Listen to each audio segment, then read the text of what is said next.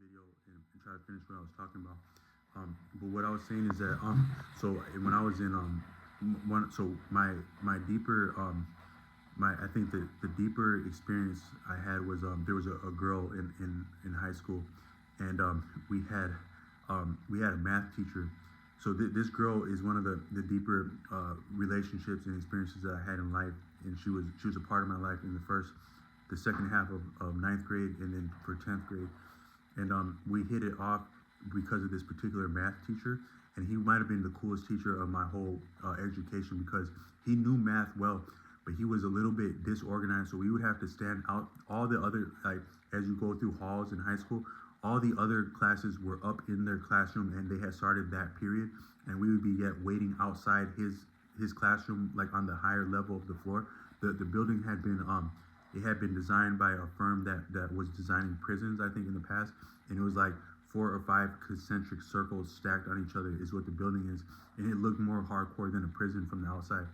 But it was actually kind of it was an all right place, but you always had to ascend these different rungs of the school, and this class was way up on the high floor, and the teacher was always never to be found when he was trying to get in the class.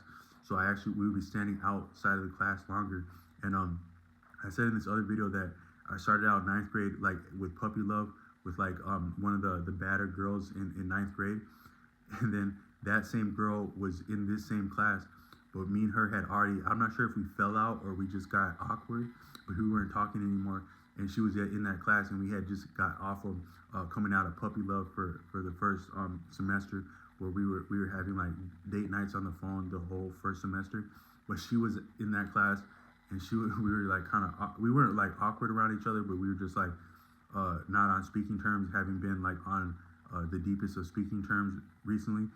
And then I think you probably have to like ask the girl like how that came to be, because I always liked her just the same. But um but I got like the best and the worst vibes from her at all times. But then this other girl I met in that same class, standing outside that same class, while that other girl was like more so over there. And then this other girl came up to me, and we became friends. We had some of that opportunity to become friends by how long we had to stand outside that class. But then in that class, like anyone who knows that teacher from this area, I'm sure there's a good number of people where I live who can remember that specific teacher. And the quirk about him is that he got sidetracked talking. He would go way the hell off on a tangent, and he would let you sit there, and when you ask him the right questions, and he'll talk there for 10, 15, 20, 30 minutes, and he'll blow the whole lesson plan the whole day because he got that sidetracked. He was that bad about himself, but he was actually that nice of a guy, and that he actually knew his subject that well. So me and that girl appreciated that, and we might have hit it off specifically because of his quirks and the opportunities that he gave us to waste time and talk. Um, I think that when things go off the rail, but no one gets hurt, and it makes the opportunity to say and do things that were not scripted or planned. I think that's the best opportunity in life. So that's all I meant to say, is that that's kind of where I'm coming with some of these videos.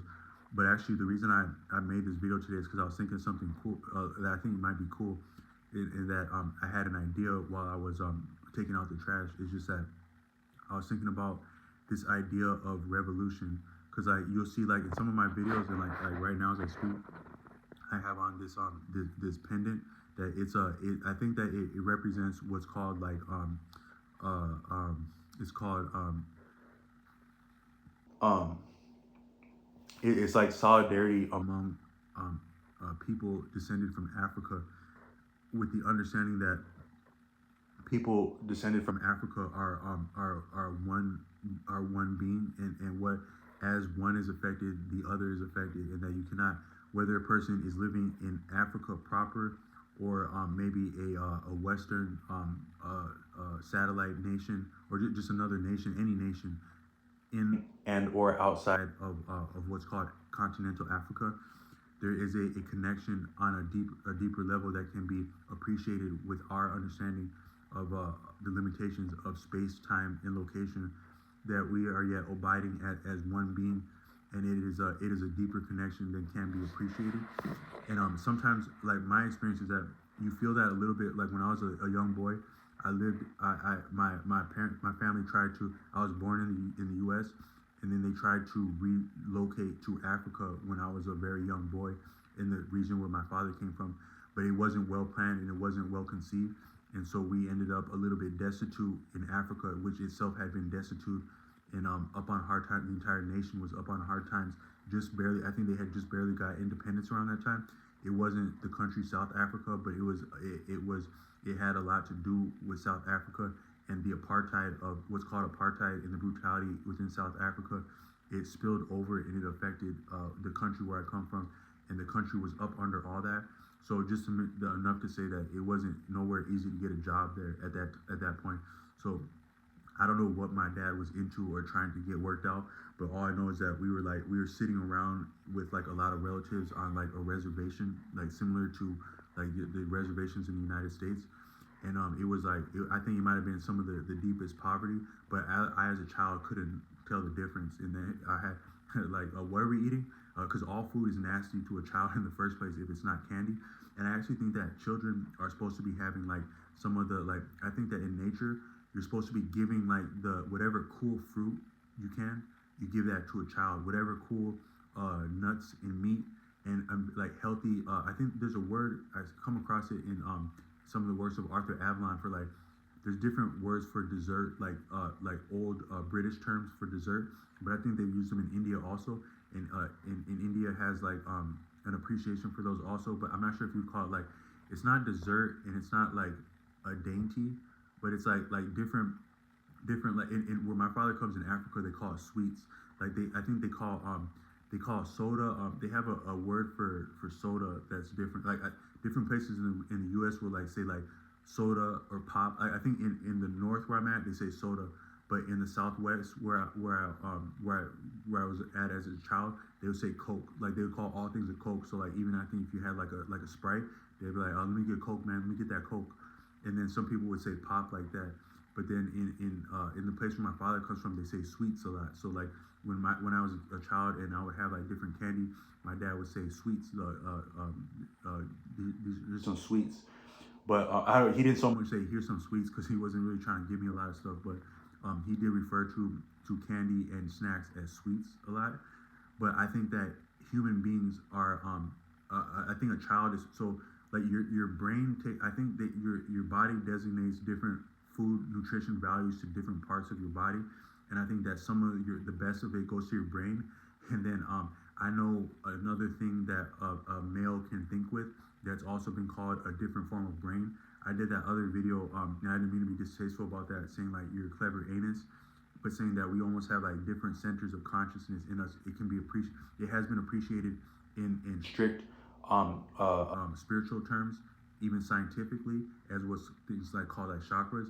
But then even in layman's terms, in like I don't know what they call it, wives' wisdom or wives' tales, it's appreciated that we have different designations of consciousness, no less than the sometimes like when something real is going on, like when you're a little bit intimidated, you can feel yourself thinking with your throat a little bit. Or sometimes it's been said that consciousness is in the heart, and then sometimes people say stuff like think with your gut, or sometimes you would like get like something that you feel in your spine, or like sometimes you would like people say like, oh yeah, he's getting after all these people, he's thinking with his this and that. And then some people would say that you're a this and that, a double cash sign type of person. And sometimes when you see very athletic people or coordinated people, maybe squat, run, jump, duck, crawl, you can see that some of their balance, some of their physical consciousness, the coordination of their body is as dynamic in what you would appreciate as the anus. And I think that a lot of things are like on a pole or a spectrum. So you could almost say that consciousness is not localized to what's called the brain. You could maybe say perception is, or it is experienced as though it is localized to the brain. And that might be how we are able to function and have a sense of placement in time and what's called time and space. But I don't think that consciousness is limited in the first place, nor is it limited to a location in the first place. Fundamentally, I don't think to where I don't think that consciousness is necessarily localized to the brain, the throat, the heart, the gut, the anus, the genitals. I don't think it's localized to any of that. And you can almost say that those have like a different consciousness in themselves. When you're sexually relating to another person, your sexual organs have a certain consciousness, and you're relating across your sexual organs as though they were consciousness, as though they were you. And there's a different form of consciousness you experience in sexual play, obviously. And I think that maybe wherever consciousness is localized or experienced to be localized, it may be a function of breathing primarily. It's been said in the words of Arthur Lamb in India that if you can control your breath, you can control your thought. And I ran that by a person from India at a restaurant where I was taking a delivery. And he said, that's actually more than true. If you can manage your breath, you can manage anything. You can do anything. That a person of real Indian heritage said that to me, and I think that that's an example of like when you are, like, say you were sexually related with a person, you would be breathing differently, and maybe your consciousness or unconsciousness, what comes into being consciousness, like as I'm talking and saying the word consciousness, I'm becoming conscious of consciousness by saying that. But one could say that maybe the breathing has shifted first, and that's what made the thought to become conscious of something. Or one could say that maybe you start to be attracted to someone, or you start to become aroused. The breathing might have been affected first, and then the arousal. You could almost say that our bodies are constantly communicating with the environment, and the environment is communicating with our bodies, even as I'm sitting in an apartment alone. But you could say that maybe when you're interacting with someone, and then like you start to feel something between the two of you, maybe your bodies had responded to your real thoughts, feelings, and will. Your body did, and that your thoughts, feeling, and will was conveyed to another person by both your thoughts, feelings, and will, and also your body language and the feedback between all that, and then their own of that much speaks back to you in a feedback, in a reciprocation, and something builds between you, and then arousal happens. But what has shifted even more so than the thought, will, feeling, and body language have been the breathing between you, because we are always breathing between all people. I think maybe the universe is breathing between itself, and like you can appreciate anything presented digitally in terms of units of ones and zeros. And what's more so profound even than my appearance in this video and my statements is their representation within ones and zeros, as that's captured, construed, deciphered, and presented to another unit that can, another technological unit that can receive that, reciprocate that, reinterpret that, reverse and re-engineer all that information to give the appearance as though I were presenting myself in front of you, that can be appreciated by you visually with some resemblance to what I actually have existed in time and space in my location, time and space being relative terms, so that it's a digital representation. But the what's more so what the real relationship is between any two agents within the matrix apparatus, which you could even say living reality is now a degree of the matrix apparatus, is the relationship, the fundamental meaning of even the matrix itself is not so much anything that's said or did or thought, but it's how they are represented within the most primary units, and the relationship between those primary units is what's important. I could actually have I could go on something, and I could post something egregious and threatening, like in a public venue. But what is different between me saying the most righteous thing, the most life affirmative, the most positive, the most appropriate thing possible in a social digital forum, and me saying the exact opposite, a really heinous, dangerous, distasteful thing that's concerning? Nothing in those two statements is fundamentally different in itself. It is it is just simply ones and zeros. But the relationship between those ones and zeros, and what that would imply about what that would say about my relationship to an audience, or my engagement with an audience, or with a platform, or with a venue, that relationship is what's more significant. And I can have a street person that shows up wanting to settle a score. I could have a religious I could have a training person that showed up for some kind of training. I could have a lawgiver and member show up. I could have a medical professional show up, willing to haul me at gunpoint to either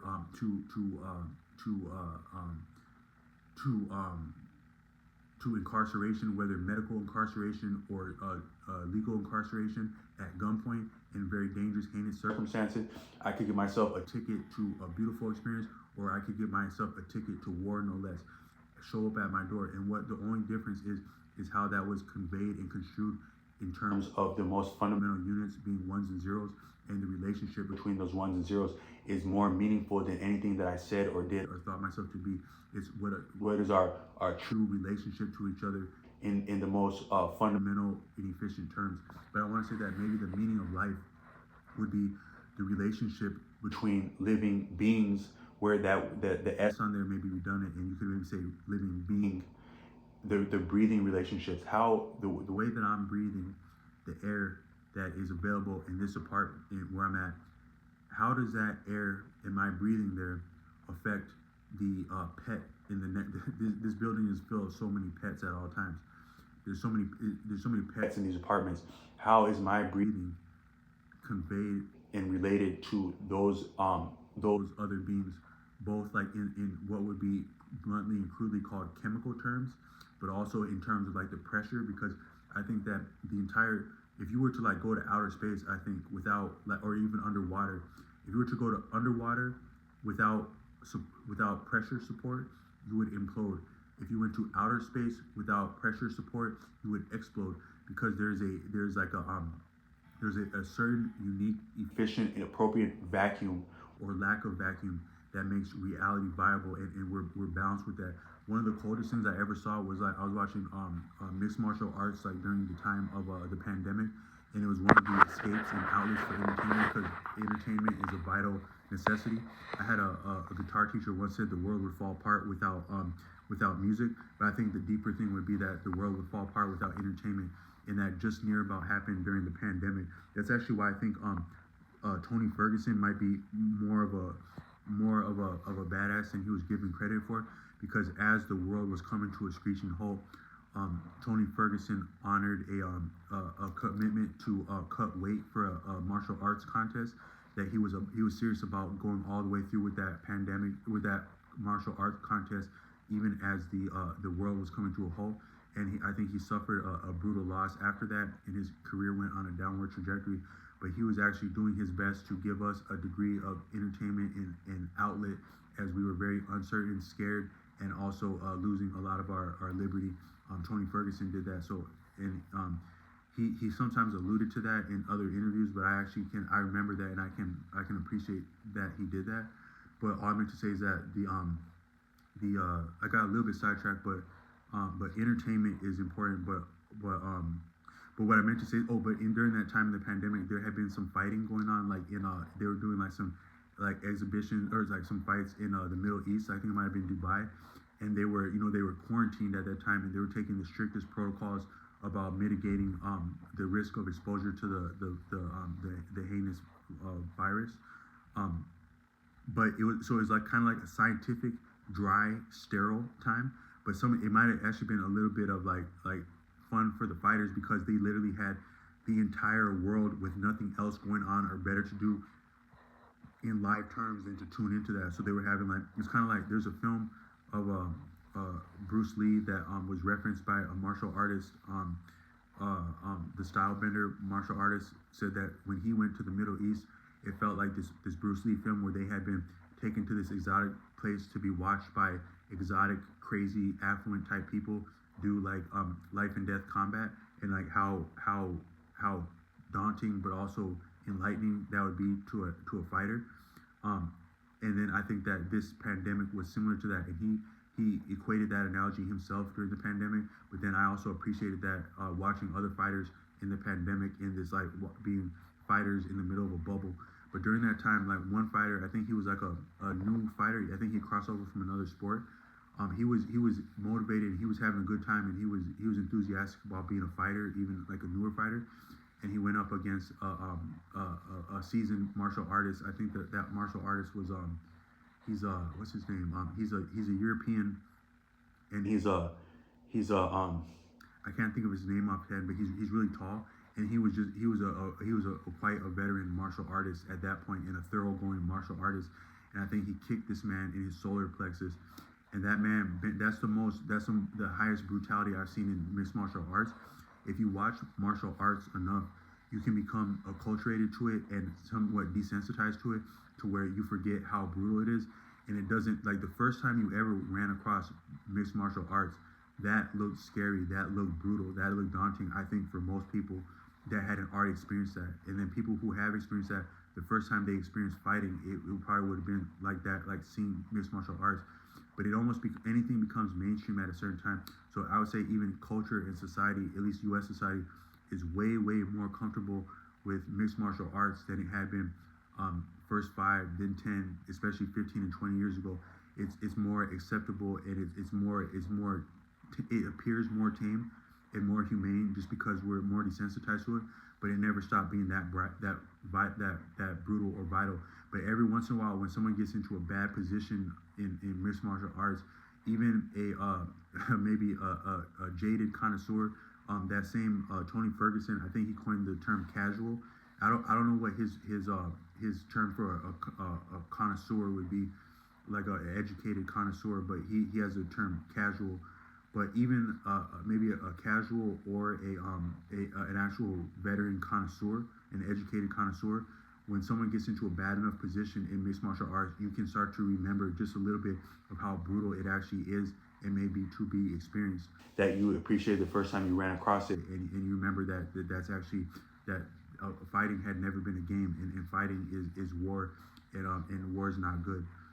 But so I have seen a fair amount of that sport, and I think I may have been desensitized to some of it. But when this man got kicked in his solar plexus, I think that's about the same thing as your diaphragm.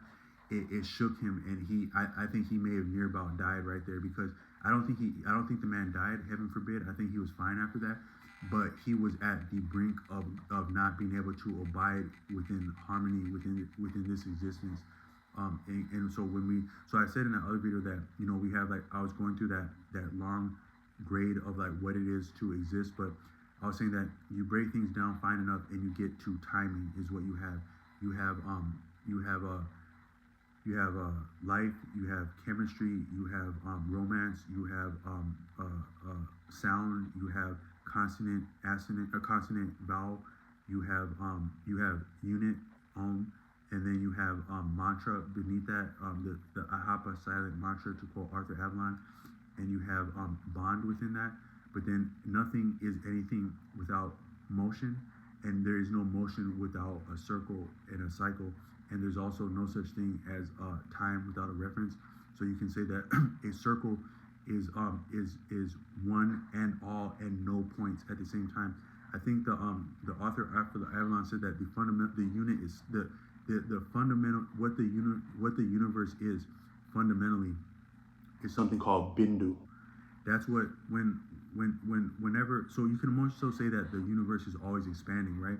We're always doing more, consuming more, being more. We're always more so growing and expanding, as is the universe itself, as is light and dark, as is we understand space and time, is that it is expanding as we understand it. But what Arthur Avalon says is that as broad as the universe is, it has come from and it may return to something that is, it's an inner realm. So it goes so broad, you go far enough and you come back to the beginning in something, because the ends of the spectrum are not different. So you become so broad that you have nowhere else to go but to go within. And the scholar Arthur Tashreeq Bey I communicated in a private learning, intimate learning venue across him, is that as we understand outer space, there are something understood as inner space. And I don't know if that there I can appreciate from research that there are aspects of learning, human understanding, that are not privy to the general public for different reasons. And I don't know those reasons or that knowledge in itself. But all I know is that there is understood to be something as inner space, and it as broad, deep, and profound as outer space, if not more so. And some of what is understood by our scientists when they're talking about chemistry, atomic, subatomic particles, I actually don't know if they're completely genuine in how they present that to us. Because if you got to that fine of a substance, that fine of a particle, would it have any true representative value or unit unit of measurement metric that is appreciable in what we call outer space, broadly speaking? I don't know, or really so much think so. I think that you are going so fine and profound that the three dimensions of length, width, and height. I think that both the nature of that motion and even that I've said that I think that there is no such thing as a straight anything, straight line, straight man, straight woman, straight thought. I don't think there's a such thing as straight in the universe, no less than what's called length, width, and height. So even the dimension of length, width, and height, with also time and space, as we appreciate it, I think that these are arbitrary, so much so that if you were to convey the idea of a atom or a subatomic particle, a quanta, as having meaningful existence within the dimensions of length, width, and height in time and space, I think that you are somewhat disingenuous for that. And then also with that, with nothing being in a straight line, and there also being no such thing as time without without an arbitrary fixed reference, and also if things do not abide in straight anything, that might explain what is so confounding about the motion and the position of the finest of appreciated subatomic quanta particles, is that nothing had been straight, so therefore things are circular, and there had not been such a thing as time and space. Therefore, to be at one point is the same thing as to be at all points if anything is ever to be at any point. So therefore, anything that exists is not essentially different than anything else that exists, nor is it as a different position of time and space as anything else that exists, nor is it limited to what's appreciated as a particular time and space. So you have reality as rhythm being the only appreciable value possible is rhythm. You more so profound than light and dark, positive and negative, diastole, systole, and the energy and the sound and energy that's appreciated as. What's more significant, I think, is the timing, where I still think that observing small children, small girls, likely double dutching, jumping inside and outside of a rope to double dutch, cleverly, efficiently, and rhythmically, profoundly so, supremely so, sublimely so, that is more akin to how the universe abides as it's crudely understood in terms of chemistry, where in chemistry they would more so talk about energy shedding off, acquiring and transversing energy wavelengths, valence levels. But I think that what's more so profound than than even what's appreciated as energy is motion in the first place. That motion would have to be cyclical, if anything. So therefore, it's a rhythm, because even a single note, a single pitch, is oscillating from sound to silence, and it's yet again cyclical. Maybe the most basic cycle or circle is simple rest and motion, kinetic and static, and then in that term you have so what's more so significant is the timing is more so significant than the energy. And I've also said that I think and even the word timing, as I said, to not contradict myself, timing is an arbitrary concept in itself, and the only thing of true worth and value is rhythm. But to appreciate a multitude of rhythms, a counterpoint of rhythms, you would have that could be referred to as timing, and that's what's significant, is the counterpointing of rhythm, where for one thing to be nothing, one thing, all things, and infinite things is the fundamental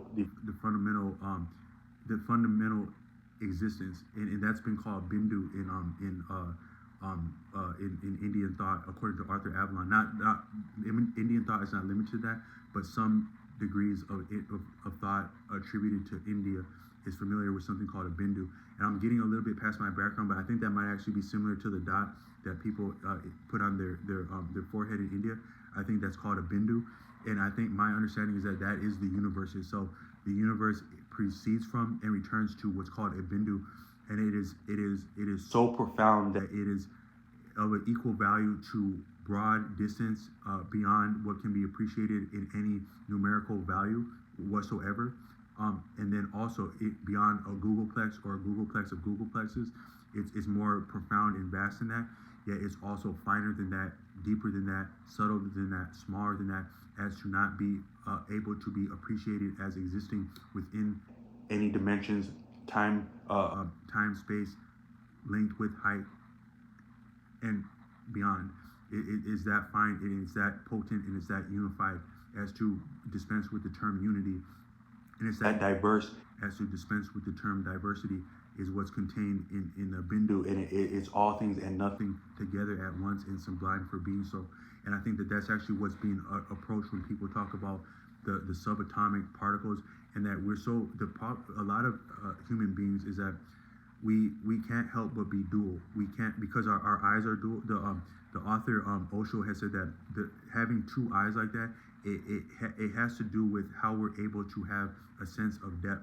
Where in the ultimate terms, like I've said in other videos, and I'm alluding to with this Bindu also, is that time and what's called time and space, equally so space is as arbitrary as the word time, without a again arbitrary, fixed, more so linear reference, and that it can be appreciated that space doesn't exist as we perceive it, nor does time, but we're somehow able to abide within rhythm by our sensation of space and time, and so the sensation of space and time cannot completely be dispensed with, and to exist effectively with respect to the other cycles and rhythm that we are about, amounting to timing in when they're appreciated as counterpoint. And then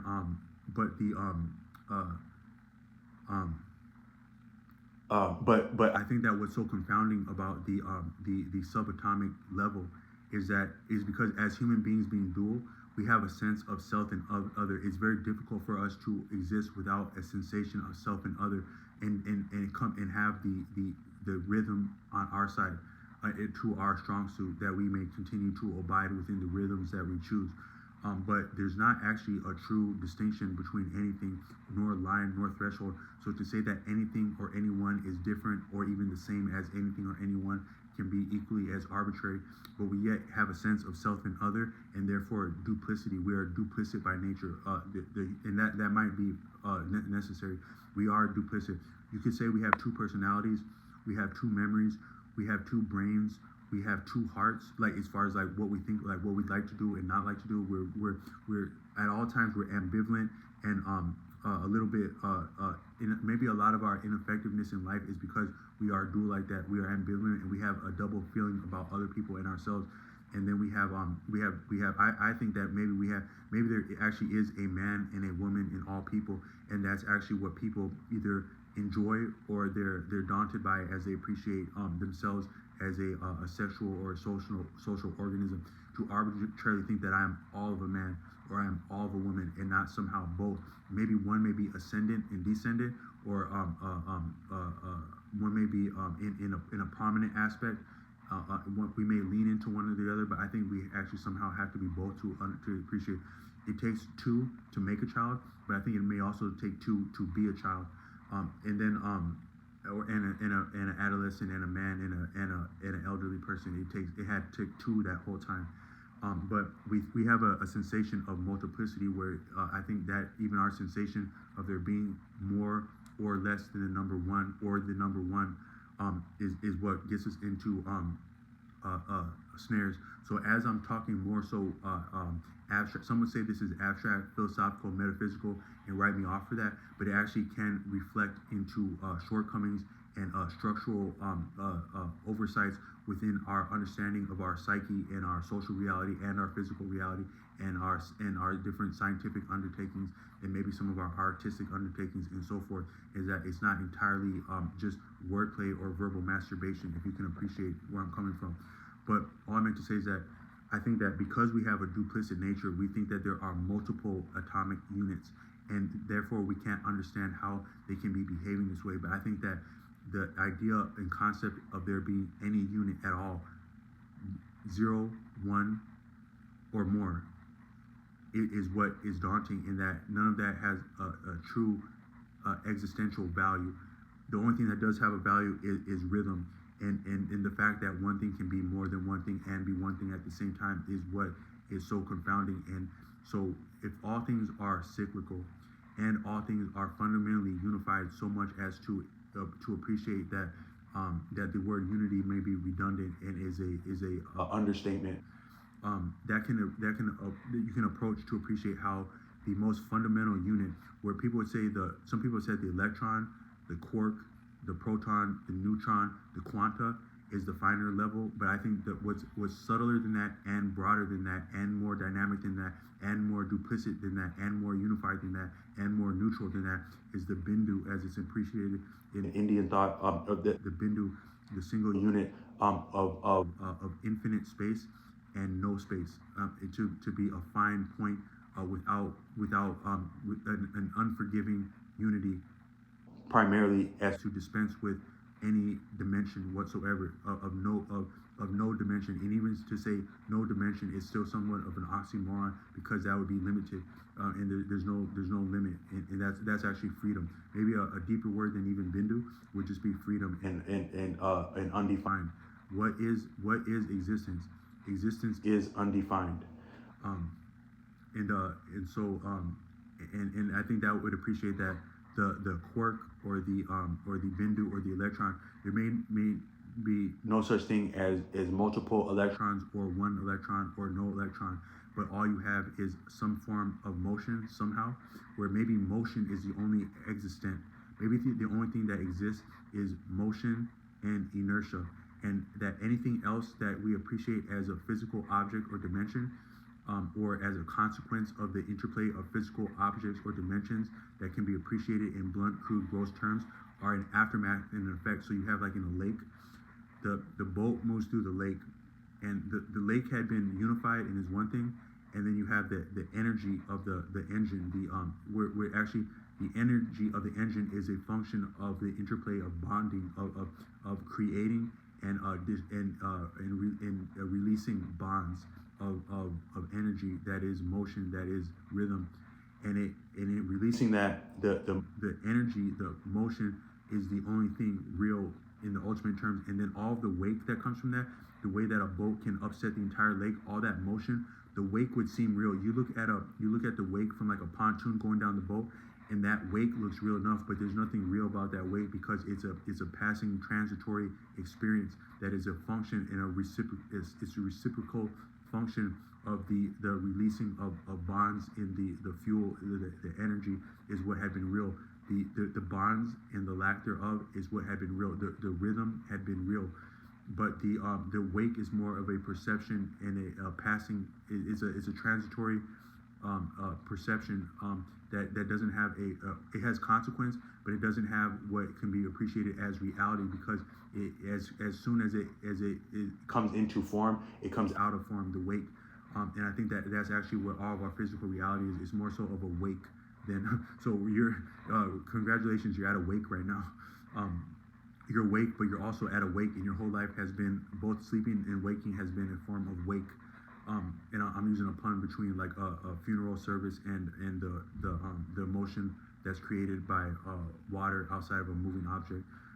But I think that's what. So the only thing that is real is energy, but finer than that is rhythm, and part of that is bonding.